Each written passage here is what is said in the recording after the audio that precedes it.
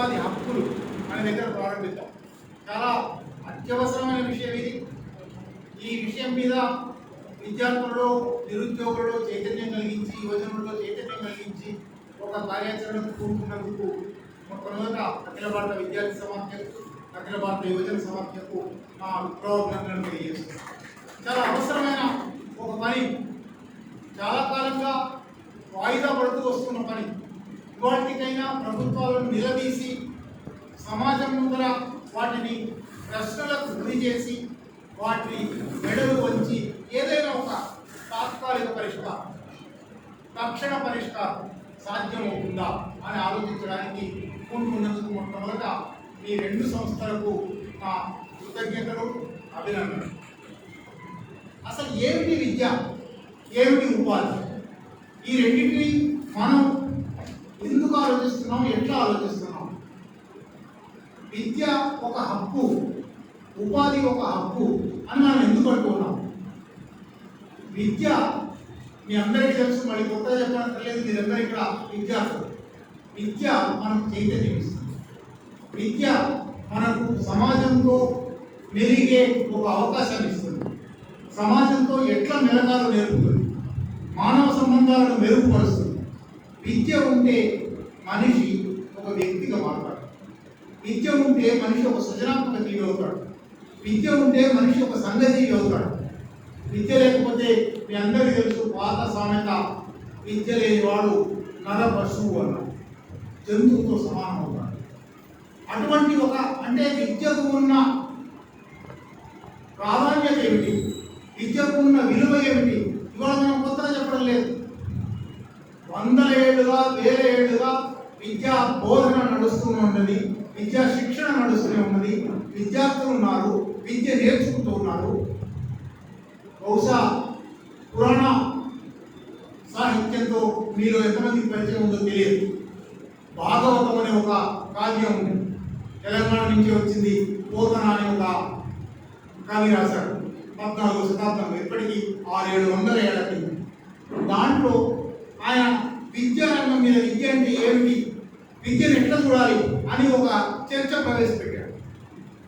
హిరణ్యకశిపుడు అనే ఒక రాక్షసుడు కొడుకు చదువుకోవాలి అనుకుంటాడు. చదువుకుంటే బాగుపడతాడు.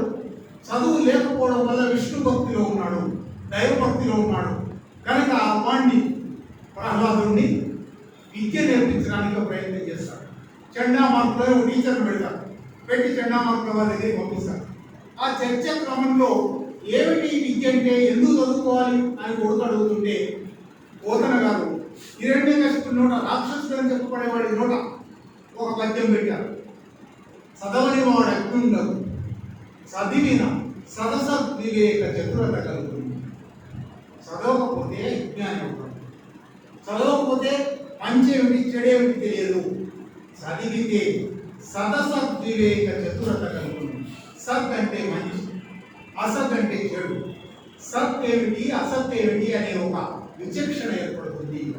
అంటే మనిషి జంతు స్థాయి నుంచి, మందలో మనిషి స్థాయి నుంచి ఒక వ్యక్తిగా ఎదగడానికి, ఒక వికాసం చెందడానికి, మంచేమిటో చెడేమిటో తెలుసుకోవడానికి, సమాజాన్ని అర్థం చేసుకోవడానికి, సమాజాన్ని మార్చడానికి విద్య అవసరం.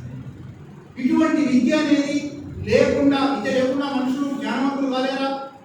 ఆచరణ నుంచి జ్ఞానవంతులు అవుతారు. అది వ్యవసాయంలో కావచ్చు, పరిశ్రమలో కావచ్చు, ఎక్కడైనా మానవ జీవితంలో, మానవ సంబంధాల్లో కావచ్చు. విద్య లేకుండా కూడా మనుషులు జ్ఞానులయ్యే అవకాశం ఉంది. కానీ అది ప్రత్యక్ష జ్ఞానం. ప్రత్యక్ష జ్ఞానం అంటే అప్పటికప్పుడు నువ్వు తెలుసుకున్నావు తప్ప దాన్ని ఎట్లా విస్తరించి అర్థం చేసుకోవాలి, దానికి విశాలమైన ప్రాపంచిక దృక్పథం ఎట్లా ఉంటుంది, మనకు అనుభవంలోకి రాని కూడా మనం ఎట్లా తెలుసుకోవాలి, ఇది విద్య మాత్రమే. విద్య లేకపోతే కూడా జ్ఞానం రావచ్చు, కానీ అది మనకు స్పష్టంగా మన అనుభవంలోకి వచ్చిన జ్ఞానమే అవుతుంది. విద్య ద్వారా మన అనుభవంలో లేనిది కూడా, ఉదాహరణ 16వ శతాబ్దంలో ఒక శాస్త్రవేత్త ఏమి కనిపెట్టాడు, ఇవాళ నీ అనుభవంలోకి రాదు. నువ్వు అది ఆ మనిషిని నువ్వు కలవలేవు, ఆ ప్రాంతాన్ని నువ్వు వెళ్ళలేవు, ఆ దేశాన్ని నువ్వు వెళ్ళలేవు, ఆ భాషను తెలుసుకోలేవు. అదంతా నీకు విద్య ద్వారా వస్తుంది.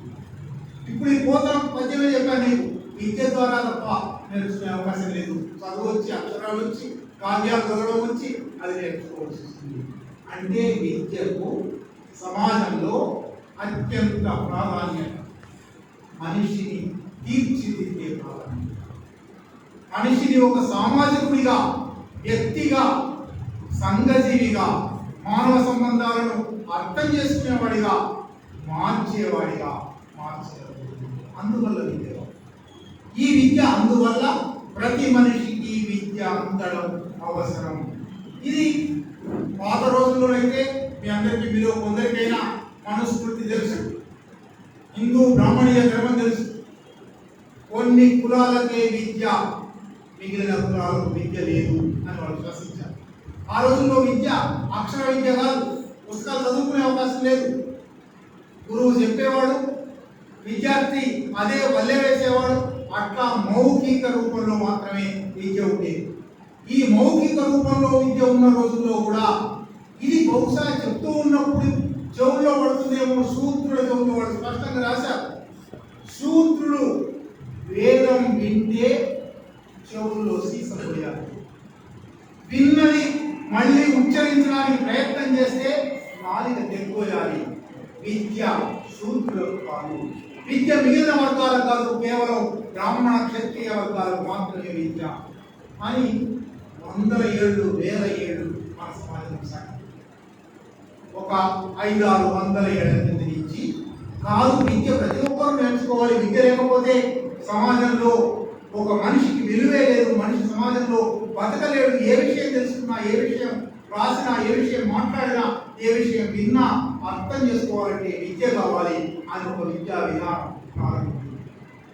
ఒక రకంగా మొఘళ్ళ దగ్గర నుంచి ప్రారంభమై బ్రిటిష్ వాళ్ళు వచ్చిన తర్వాత మెకాలే, లార్డ్ మెకాలే ఒక విద్యను ఒక స్పష్టమైన రూపురేఖలు తీసి ఒక డిజైన్ చేసి ఈ విద్యా విధానాన్ని తెలుస్తుంది. 1920 వచ్చేటప్పటికి అందరికీ విద్య అందాలి, కేవలం కొన్ని వర్గాలకు మాత్రమే కాదు, ఇప్పటి వరకు కొన్ని వందల ఏళ్లుగా విద్య అందరి వాళ్లకు విద్య ఇవ్వవలసి ఉన్నది. కాబట్టి వాళ్ళకు రిజర్వేషన్ కల్పించాలి అని ఒక రిజర్వేషన్ 1950 రాజ్యాంగం రాసుకున్నప్పుడు విద్యలో ఎవరి పట్ల వివక్ష ఉండడానికి వీల్లేదు, ప్రతి ఒక్కరికి విద్య అందాలి అని రాసుకున్నాం. విద్యను ఎంత హక్కుగా చేశామంటే ఆదేశిక సూత్రాలలో, రాజ్యాంగంలో ఆదేశిక సూత్రాలలో 1950 జనవరి 26 నాడు రాజ్యాంగం అమల్లోకి వచ్చింది. దానికన్నా 3 ఏళ్ల ముందు దాని మీద చర్చలు జరిగాయి. ఆ చర్చా క్రమంలో 14 ఏళ్లలోపు పిల్లలందరికీ ఉచిత నిర్బంధ ప్రాథమిక విద్య ఇవ్వడం ప్రభుత్వ లక్ష్యం. 1950లో 1950 అంటే మొత్తం దేశ జనాభాని 33 కోట్లు, 14 ఏళ్లలోపు పిల్లలు 5 కోట్ల మంది ఉంటారు, 6 కోట్ల మంది ఉంటారు. వాళ్ళకు 10 ఏళ్లలోగా అందరికీ ఉచిత నిర్బంధ ప్రాథమిక విద్య ఇవ్వాలి అని రాసుకున్నారు. 10 ఏళ్ళు గడిచింది, జరగలేదు. తర్వాత ఇంకో 10 ఏళ్లలో ఉన్నారు, 70 చేశారు, అది గడిచింది, రాలేదు. మళ్ళీ ఇంకో 10 ఏళ్ళు అన్నారు, 80 వచ్చింది, జరగలేదు. ఇప్పటికి ఇవాళకి ప్రభుత్వ లెక్కల ప్రకారమే దేశవ్యాప్తంగా అక్షరాస్యత శాతం 75, తెలంగాణలో అక్షరాస్యత శాతం 65.